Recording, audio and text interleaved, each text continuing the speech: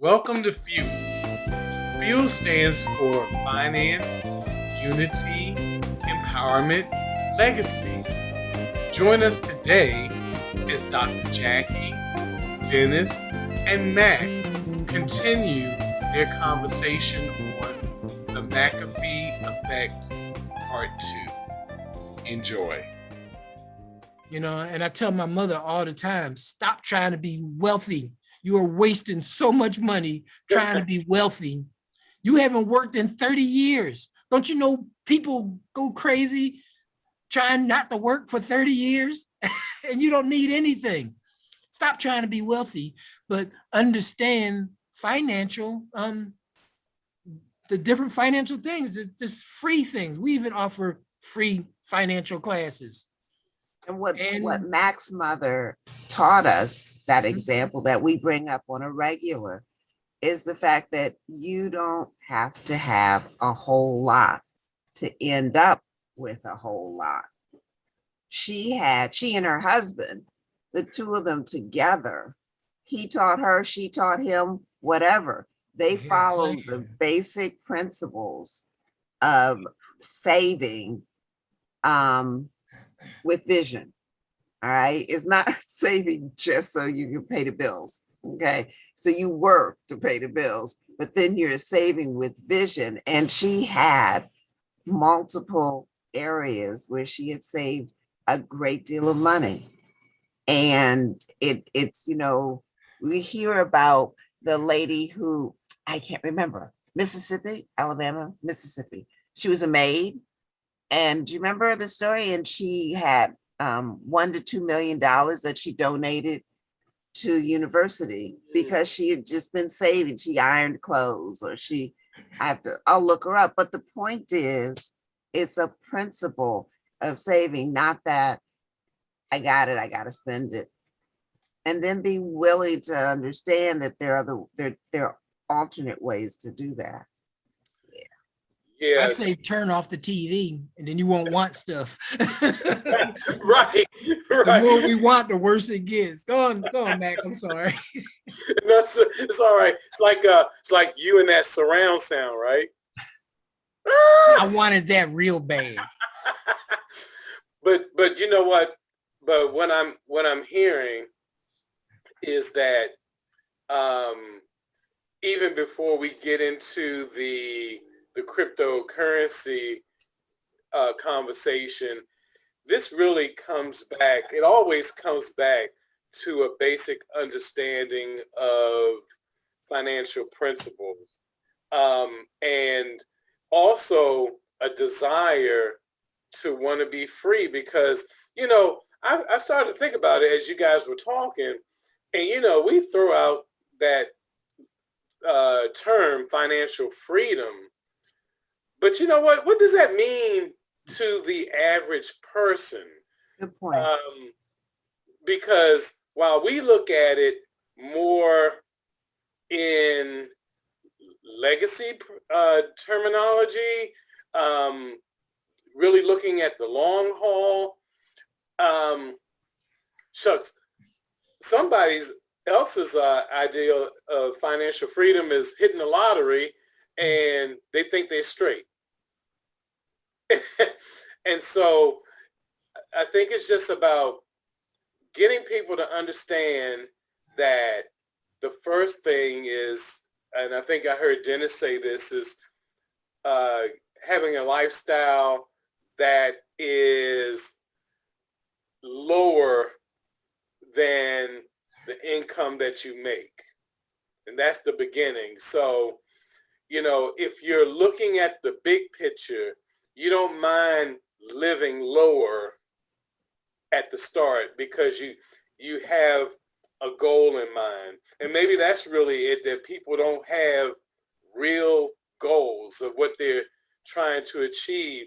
Most people are probably just thinking, I just got to get these bills paid. And that's what they look at as the goal.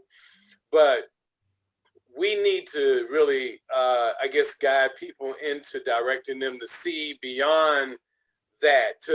In other words, to look at your future and begin to vision how you want to live, what you want to accomplish, and then consider how you're going to get there.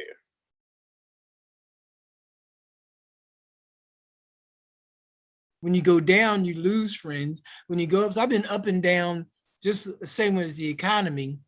And I've lost a lot of girlfriends when I had to get into save mode.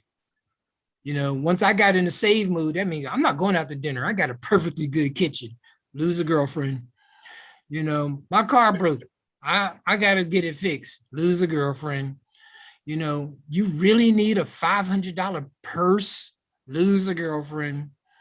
So, you know, and since I don't date guys, I don't know how Jackie has fared that same way.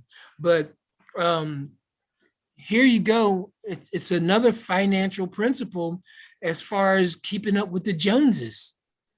Because, you know, who wants to be, I hate to say broke, who wants to look poor, look broke? So we go out there and we try to buy those things that make us look rich. We buy the $500 purse, got $2.50 inside. We buy a Mercedes S-Class and then go to the drive-through at McDonald's or KFC.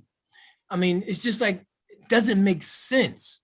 You know, if you bought that car to drive to McDonald's, you could have got a Corolla. Now I know I'm not putting McDonald's down, so forgive me. I'm just trying to look at the idea. Like my friends, when I was working, all they talked about was retirement. And, you know, I've never been around people that all they talked about was retirement. So I have two classes of people that I dealt with. This class and that class. This class talked about getting new tires, new wheels, cars. This one talked about retirement. And when you go over their houses at the end of the work week and you go, oh my God, how many acres do you own? You have a pond, you have this 10, all these 15-foot ceilings in the living room.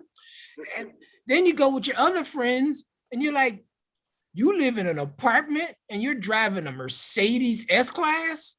So it's just where we put our what's the word? Come on, guys, help me out. Where we put our emphasis. That's a good one. Because, you know, I never wanted a new car growing up. I was happy with my 71 Datsun 240Z. I loved that car until I saw what they look like when they're in an accident. Then I said, I'm getting the biggest car I can afford. And I bought a car. And when I started working, I noticed that none of my coworkers had cars. And they all had trucks. And I'm like, why do y'all like trucks so much? They're stupid. Well, on the weekend, they did light hauling, building barns, by getting hay, and you can't put that stuff in a car. Dr. Jackie and I were at Home Depot. What was that, a Mercedes? What car was that? The guy was stuffing boards in the back of a Mercedes. I'm sitting there like, hey, you could have got out of the Mercedes. Hanging out 14 feet out. I said, you could have got a truck and a Corolla for the price of the Mercedes. You're at Home Depot. Now, and let me tell you, let me talk about myself because I gave my daughter my truck. So I had to use my car to do the same thing. So I do understand things happen.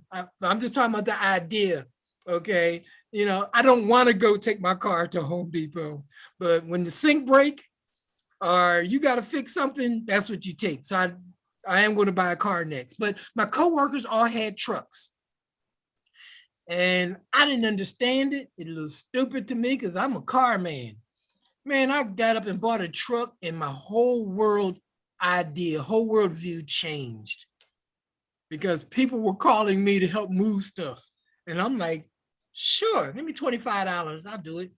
You know, and then they give you a tip and you're like, dang, that was 15 minutes worth of work. And then, you know, now when I needed a truck, I had a truck. I didn't have to rent a truck, save me $45 a day. And so it was like, oh, now I understand. Yeah. And yeah. Go ahead. I'm No, sorry. no. Go ahead. No, I was just going to say, because all of this reminded me of in my younger days. I used to manage a store for, let's just say, a prominent mattress uh, discounter, and I owned a truck, and so I made so much side money because I was in a lower income community, and I was able to, let's just say, make their worlds happy by taking that few bucks and delivering their bedding, as opposed to them paying the company. So, so you know, literally, I'd work the store during the day, and at night I was delivering stuff, and made money that way. But you know, again, not that we've now made this about owning trucks, but you know, over the years, you know, I've been able to haul things without having to rent a truck. And while I don't own a truck now, I still have an SUV for that same reason, because I can carry a load if I have to. And you know, now I use that more for the nonprofit. So many times I have to carry supplies and stuff, and it just makes sense to have that. So for me, the vehicle is not so much for style points; it has a practical use that is saving me money, So and it's paid for. yeah. Ooh, So I let's own tie it. that into cryptocurrency. So our bank is the car, and cryptocurrency is the truck. Mm-hmm. So I'm not saying you don't need the bank, because you definitely need banks. You just got to figure out what you want to use them for. It's just like having an employee. They are not in charge. You are. You are the boss. You have to be the boss of your bank. You got to be the boss of your money. When they say a rule that you don't like, you move on. And that's the power that blockchain cryptocurrencies gives to you. You don't have to have a lot of money. We're not saying you're going to be a millionaire. We're not saying none of that. All we're saying is put some control in your life. You know, I was talking to Dr. Jack earlier, and man, I had a string of things happen. You know, when you have a house, things happen. My septic system broke, my air conditioner broke, my faucet some kind of way, my kitchen sink got broken, my car is sick. And had I left my money in my annuity, getting $300 a year, right now I would be trying to borrow money from Mac and Dr. Jackie. But instead, I was able to take a little bit out, grow it to the point where it's enough to pay for those things, you know. And it wasn't a lot of money, but it depends on what you mean by a lot of money. You know, I have friends who get paid on Friday and are broke on Monday. So what is a lot of money? You have to determine that for yourself. And that's why we do a financial checkup. We look at how much money you have coming in and how much you got going out. So I have simplified my life, and the funny man talked about my surround system. That was the biggest mistake I've made in a long time. I do a lot of things to help people, and somebody had put money in my account and didn't tell me. When I looked at my account, I said, "Oh, I have enough to buy a surround system." I bought the surround system, and 2 days later, they called me and said, "Did you get the money?" I'm like, "What money?" Yeah, yeah. And automatically I had a problem.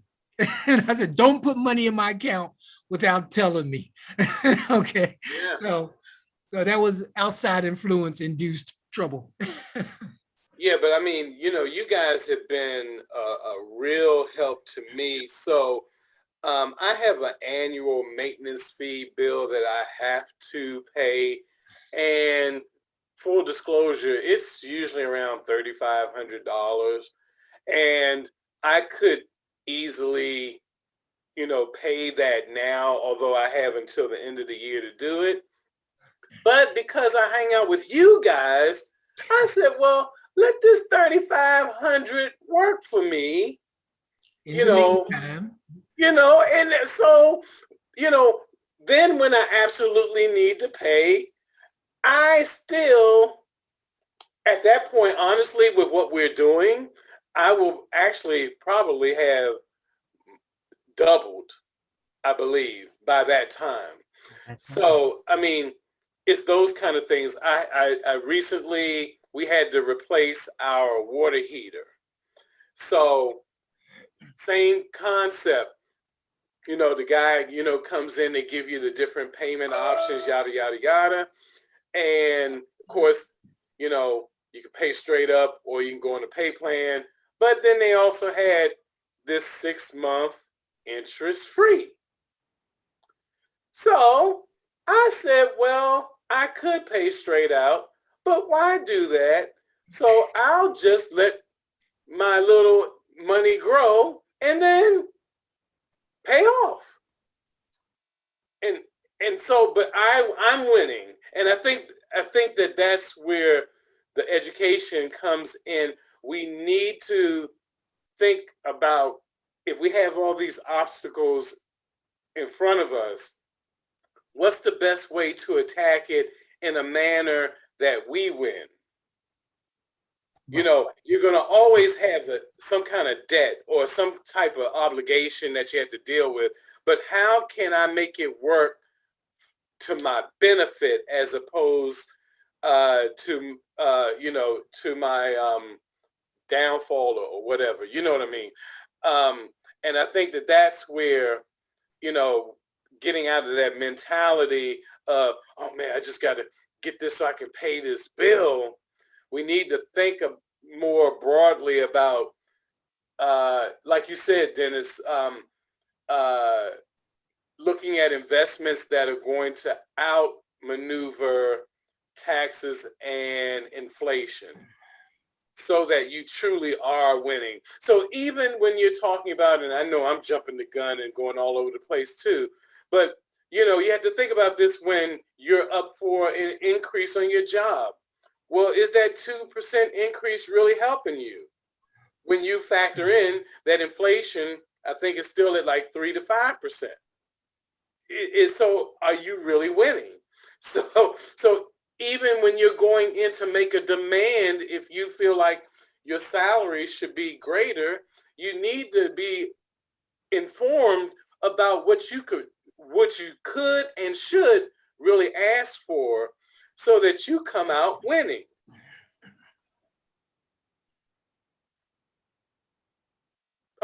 Dead silence.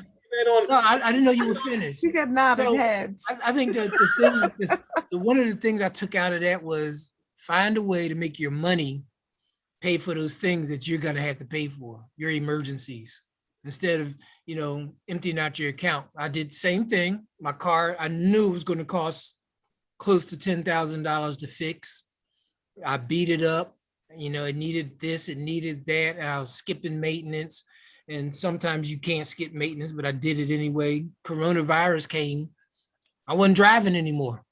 So I took that money, instead of fixing the car, and I invested it. And now I got enough money to fix the car and fix the house and buy a surround system and buy some new shoes. And when all that's said and done, I'll still have my initial money. That is a good way to live for me. Yeah. Dr. Jackie, you've been mighty quiet. Oh, I thought I was silenced. Well, I was building on my own information when I asked my question. And so I think this one is the mouth is leading. So I'm just kidding. We need to put that on his signature, the mouth. Look, I'm finding that the older I get, the more things I can talk about. And most of it is trial and error. I loved my job, 30 years. But what I got most out of that was the information from my coworkers. how to retire, how to buy houses, how to start businesses. And it was free because they were doing it all the time. And I was like, man, I'd never been around people. Well, I had one friend named Audrey. He's from Trinidad. And all he talked about was having his own business. He's the first gentleman that actually got me thinking about anything like that, because I never heard anybody talk like that before. And then my coworkers, and I met him around the same time because he was technically a coworker. We were in school together. And that's all they talked about. And you represent the 5 people you're around all the time. And when somebody's talking about retirement and you're 20 something years old, you're like, this retirement thing must be pretty deep, and then you go to their domiciles and you find out that they got $1 million properties and they're making the same amount of money you are, and you're living in an apartment. Okay, nothing wrong with apartments. If you don't like mowing lawns and all that stuff, don't get me wrong. I'm just using it as sometimes home ownership is the best thing you could do. Sometimes it's not. So when I say apartment, I'm not talking about condos and things like that. I'm just talking about, renting. But and all that information they gave me was just life experience. It wasn't anything special like, free financial literacy or, what happened in your life. If you could sit down and look at your life, and if you're like me, you got a pair of sneakers that you wore and you decide you didn't like it or it didn't match anything you wore. So you wear it around the garden. Then you buy another pair that you can wear out. So now I got 2 pairs of sneakers. But when I go out with a female, I wear nice sneakers. When I go out with males, I just wear basketball sneakers. Now I got 4 pairs of sneakers. When I play with my grandbaby, I got sneakers that could go in grass, gravel, trees, and whatever. Now I got 5 pairs of sneakers. So when I go bowling, I got another pair of sneakers or bowling shoes. Now I got 6 pairs of sneakers. And I grew up when you had 1 pair of sneakers, 1 pair of shoes. You might have got brown and black, but mostly black. And a pair of jeans and a bunch of shirts. And a suit that you only wore for funerals and Sundays. Amen to that.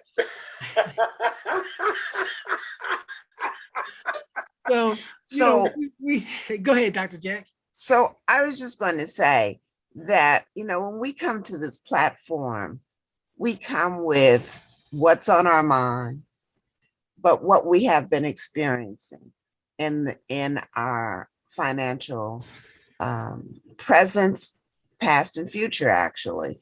And so it is the experiences that we have had, the things that build us up, the losses, and the experiences that we can pass on to those who come and listen.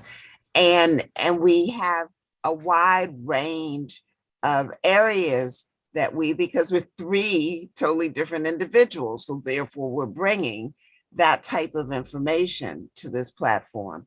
But we're not advisors, but we have experienced the challenges of just looking at money one way or another. And that's what we bring here. And that's what we want feedback from you all about, the information that would help build you or things that you would like more and more about. And, Dennis is very much into cryptocurrency, but we're all involved in it at different levels. But it's the experience that then lets us understand what we're doing. It's the freedom to allow yourself to look at uses of money in different ways and to expand your personal experiences with money and pass that information on. So this is why we're here, to share that type of information with you all.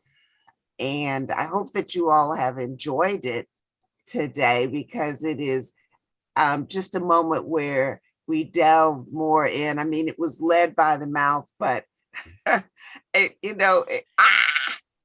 it was there to benefit us all, because as Mac often says, we learn from each other. and therefore we're sharing it with you. So as I sit in the library, I'm taking notes. You see me looking down. I'm taking notes because I keep up with our information of sharing and tidbits that add things to me. But that is what I do in all times, is take notes, rather they're written or mental. It's to add to the knowledge base. So we thank you. We thank you so much, Dennis, for what you've given us. Yeah, we eat from hand to mouth, but we educate from mouth to ear. So we just ask you to open your ears. Wow. And open your minds, because a closed mind won't allow themselves to take it in. Thank you for joining us today for our discussion on the McAfee effect. Remember to subscribe to our YouTube channel at Fueling Future Generations. Also reach out to us on our email address at fuelingfuturegenerations2020@gmail.com. Have a great day.